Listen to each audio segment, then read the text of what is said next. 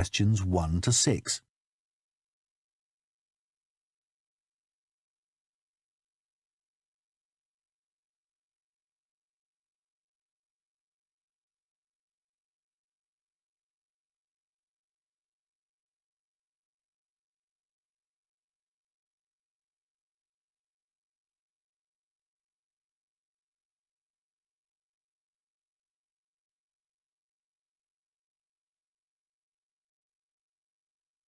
Now listen carefully and answer questions 1 to 6. Hello? Oh, hello. I was hoping to speak to Jack Fitzgerald about renting a cottage.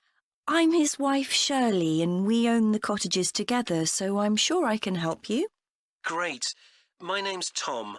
Some friends of ours rented Granary Cottage from you last year and they thought it was great. So my wife and I are hoping to come in May for a week. What date did you have in mind? The week beginning the 14th, if possible. I'll just check. I'm sorry, Tom, it's already booked that week. It's free the week beginning the 28th, though, for 7 nights. In fact, that's the only time you could have it in May. Oh, well, we could manage that, I think. We'd just need to change a couple of things. How much would it cost? That's the beginning of high season, so it'd be £550 for the week. Ah, that's a bit more than we wanted to pay, I'm afraid. We've budgeted up to £500 for accommodation. Well, we've just finished converting another building into a cottage, which we're calling Chervil Cottage. Sorry, what was that again? Chervil. C-H-E-R-V for Victor, I-L. Oh, that's a herb, isn't it? That's right. It grows fairly wild around here. You could have that for the week you want for £480. OK, so could you tell me something about it, please? Of course. The building was built as a garage. It's a little smaller than Granary Cottage. So that must sleep 2 people as well. That's right. There's a double bedroom. Does it have a garden? Yes, you get to it from the living room through French doors, and we provide 2 deck chairs. We hope to build a patio in the near future, but I wouldn't like to guarantee it'll be finished by May. OK. The front door opens onto the old farmyard, and parking isn't a problem. There's plenty of room at the front for that. There are some trees and potted plants there. Before you hear the rest of the conversation, you have some time to look at questions 7 to 10.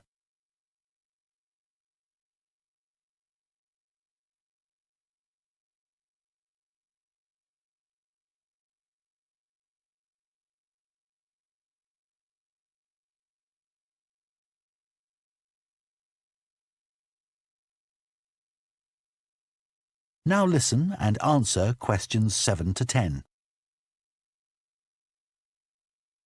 What about facilities in the cottage? It has standard things like a cooker and fridge, I presume.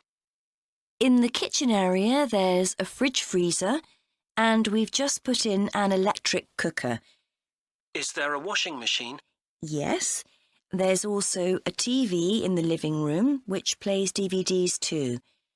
The bathroom is too small for a bath, so there's a shower instead. I think a lot of people prefer that nowadays anyway. It's more environmentally friendly, isn't it? Unless you spend half the day in it. Exactly. What about heating? It sometimes gets quite cool at that time of year. There's central heating, and if you want to light a fire, there's a stove. We can provide all the wood you need for it. It smells so much nicer than coal, and it makes the room very cosy. We've got one in our own house. That sounds very pleasant. Perhaps we should come in the winter to make the most of it. Yes, we find we don't want to go out when we've got the fire burning. There are some attractive views from the cottage, which I haven't mentioned. There's a famous stone bridge.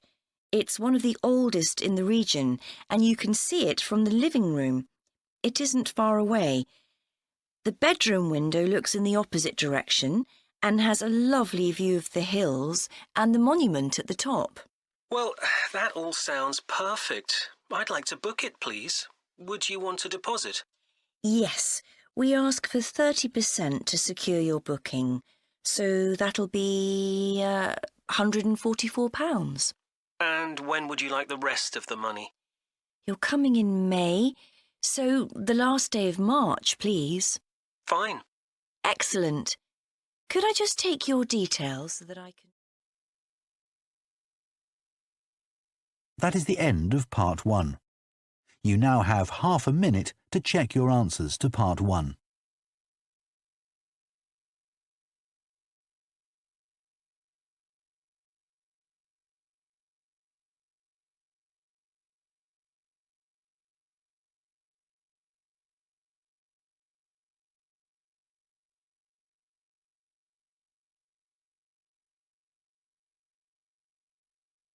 Part 2. You will hear a town councillor reporting on the local transport network and a recreation facility. First, you have some time to look at questions 11 to 14.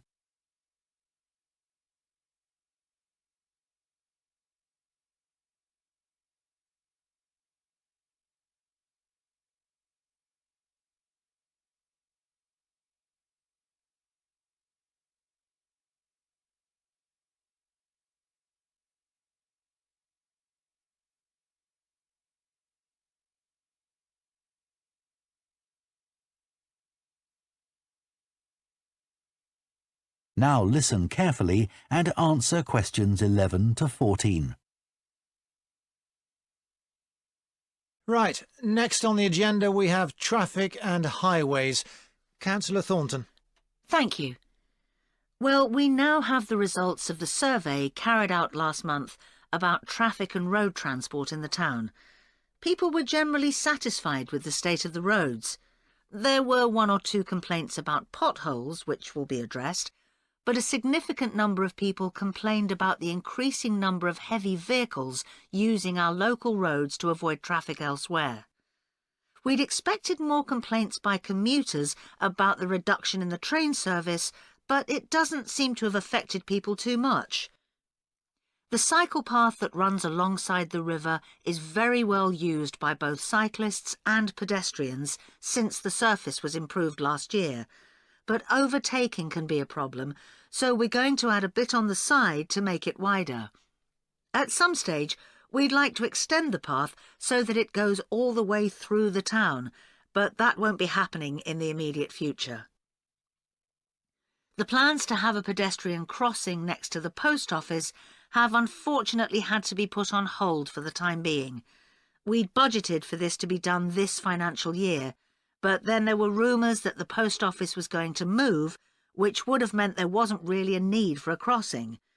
Now they've confirmed that they're staying where they are, but the Highways Department have told us that it would be dangerous to have a pedestrian crossing where we'd originally planned it, as there's a bend in the road there, so that'll need some more thought. On Station Road, near the station and level crossing, drivers can face quite long waits if the level crossing's closed, and we've now got signs up requesting them not to leave their engines running at that time. This means pedestrians waiting on the pavement to cross the railway line don't have to breathe in car fumes. We've had some problems with cyclists leaving their bikes chained to the railings outside the ticket office, but the station has agreed to provide bike racks there. Before you hear the rest of the talk, you have some time to look at questions 15 to 20.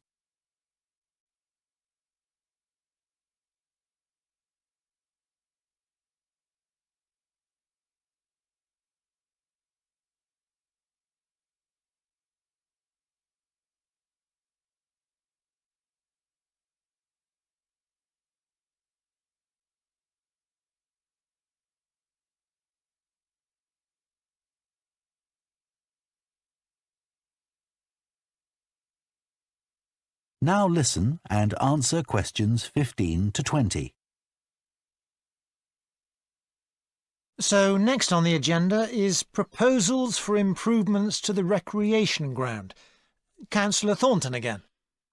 Well, since we managed to extend the recreation ground, we've spent some time talking to local people about how it could be made a more attractive and useful space. If you have a look at the map up on the screen, you can see the river up in the north and the community hall near the entrance from the road. At present, cars can park between the community hall and that line of trees to the east, but this is quite dangerous for pedestrians, so we're suggesting a new car park on the opposite side of the community hall, right next to it. We also have a new location for the cricket pitch. As we've now purchased additional space to the east of the recreation ground, beyond the trees, we plan to move it away from its current location, which is rather near the road, into this new area beyond the line of trees. This means there's less danger of stray balls hitting cars or pedestrians. We've got plans for a children's playground, which will be accessible by a footpath from the community hall and will be alongside the river. We'd originally thought of having it close to the road, but we think this will be a more attractive location. The skateboard ramp is very popular with both younger and older children. We had considered moving this up towards the river, but in the end we decided to have it in the southeast corner near the road. The pavilion is very well used at present by both football players and cricketers. It will stay where it is now, to the left of the line of trees and near to the river, handy for both the football and cricket pitches. And finally, we'll be getting a new notice board for local information, and that will be directly on people's right as they go from the road into the recreation ground. That is the end of Part 2.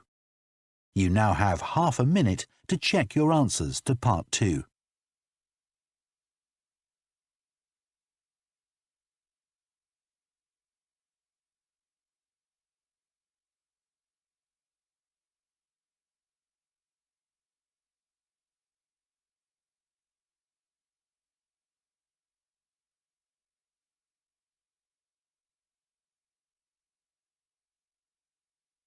Part 3. You will hear two urban planning students discussing bike-sharing schemes in different cities. First, you have some time to look at questions 21 to 24.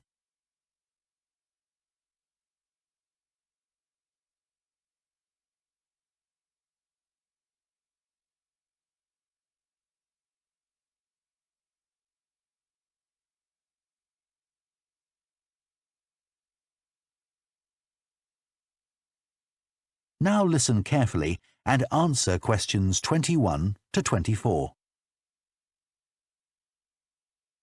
Now that we've done all the research into bike-sharing schemes in cities around the world, we need to think about how we're going to organise our report. Right. I think we should start by talking about the benefits. I mean, it's great that so many cities have introduced these schemes where anyone can pick up a bike from dozens of different locations and hire it for a few hours. It makes riding a bike very convenient for people. Yes, but the costs can add up, and that puts people on low incomes off in some places. I suppose so. But if it means more people in general are cycling rather than driving, then because they're increasing the amount of physical activity they do, it's good for their health. OK, but isn't that of less importance? I mean, doesn't the impact of reduced emissions on air pollution have a more significant effect on people's health?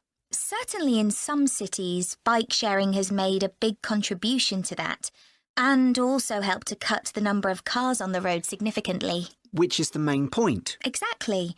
But I'd say it's had less of an impact on noise pollution because there are still loads of buses and lorries around. Right. Shall we quickly discuss the recommendations we're going to make? In order to ensure bike-sharing schemes are successful? Yes. OK. Well, while I think it's nice to have really state-of-the-art bikes with things like GPS, I wouldn't say they're absolutely necessary. But some technical things are really important, like a fully functional app, so people can make payments and book bikes easily. Places which haven't invested in that have really struggled. Good point. Some people say there shouldn't be competing companies offering separate bike-sharing schemes, but in some really big cities, competition's beneficial. And anyway, one company might not be able to manage the whole thing. Right. Deciding how much to invest is a big question. Cities which have opened loads of new bike lanes at the same time as introducing bike-sharing schemes have generally been more successful. But there are examples of successful schemes where this hasn't happened. What does matter, though, is having a big publicity campaign. Definitely. If people don't know how to use the scheme or don't understand its benefits, they won't use it. People need a lot of persuasion to stop using their cars. Before you hear the rest of the discussion, you have some time to look at questions 25 to 30.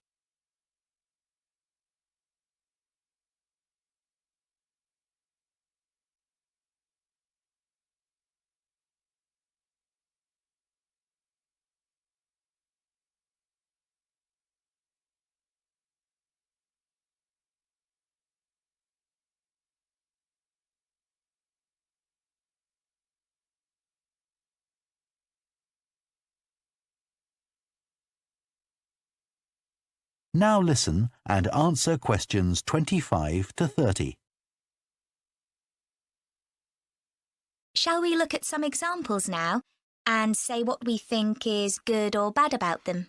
I suppose we should start with Amsterdam, as this was one of the first cities to have a bike-sharing scheme. Yes, there was already a strong culture of cycling here.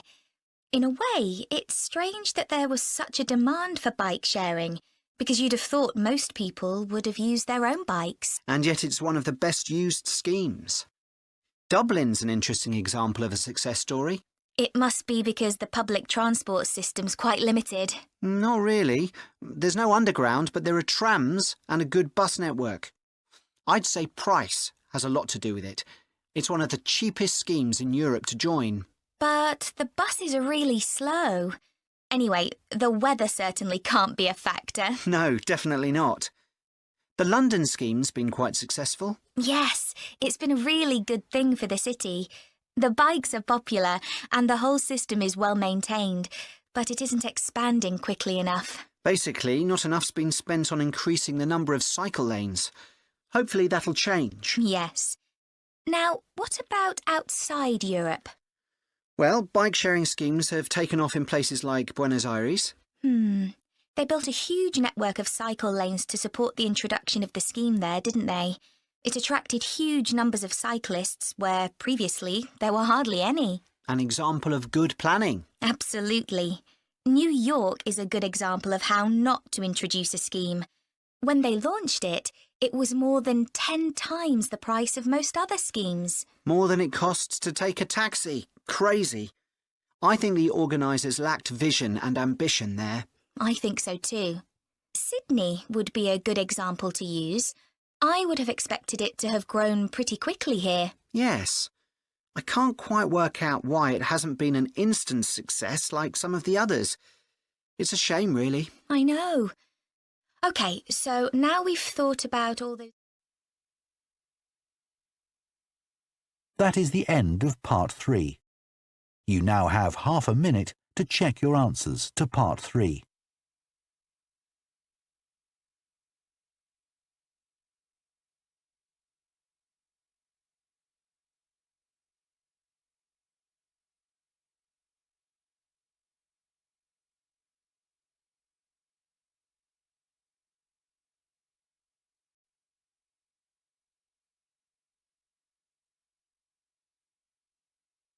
Part 4. You will hear part of an environmental science lecture about a large bird called the dodo, which is now extinct. First, you have some time to look at questions 31 to 40.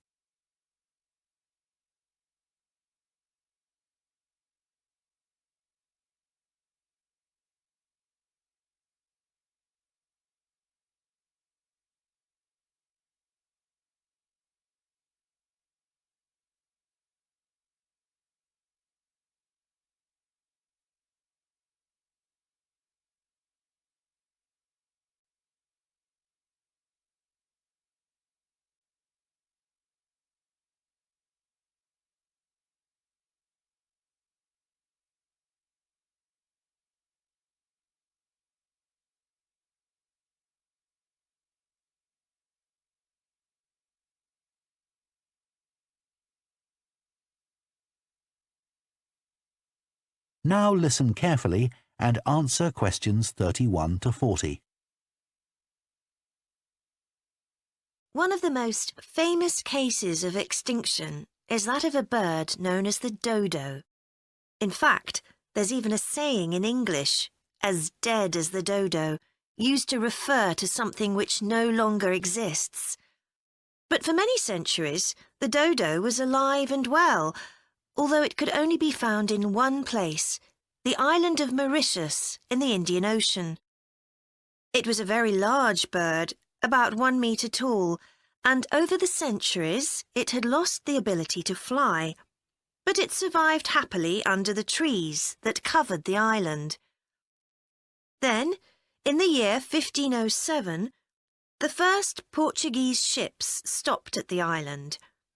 The sailors were carrying spices back to Europe and found the island a convenient stopping place where they could stock up with food and water for the rest of the voyage, but they didn't settle on Mauritius.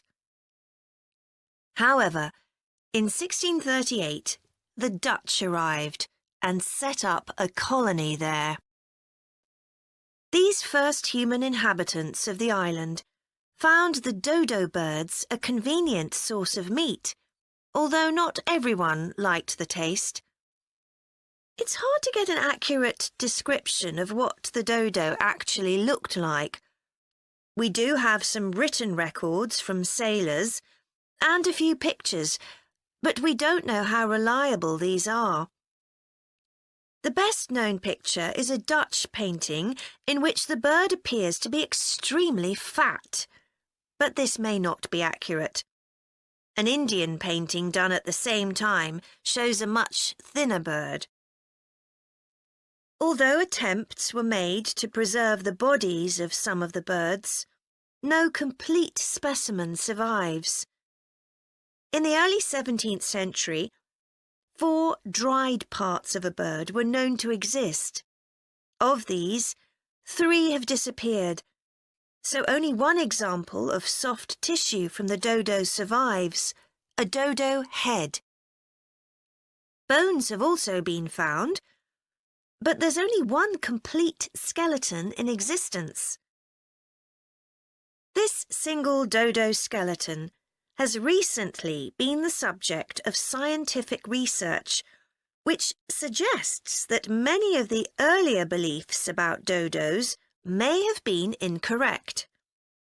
For example, early accounts of the birds mention how slow and clumsy it was, but scientists now believe the bird's strong knee joints would have made it capable of movement which was not slow, but actually quite fast.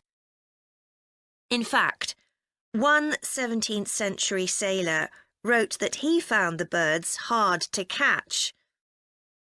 It's true that the dodo's small wings wouldn't have allowed it to leave the ground, but the scientists suggest that these were probably employed for balance while going over uneven ground. Another group of scientists carried out analysis of the dodo's skull. They found that the reports of the lack of intelligence of the dodo were not borne out by their research, which suggested the bird's brain was not small, but average in size.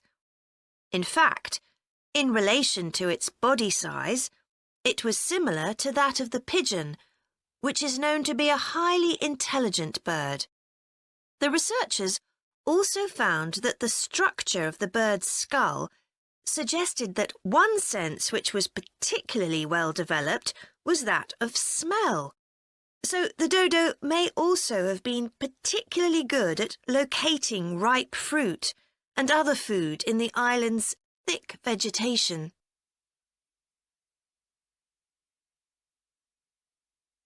So it looks as if the dodo was better able to survive and defend itself than was originally believed. Yet, less than 200 years after Europeans first arrived on the island, they had become extinct. So what was the reason for this?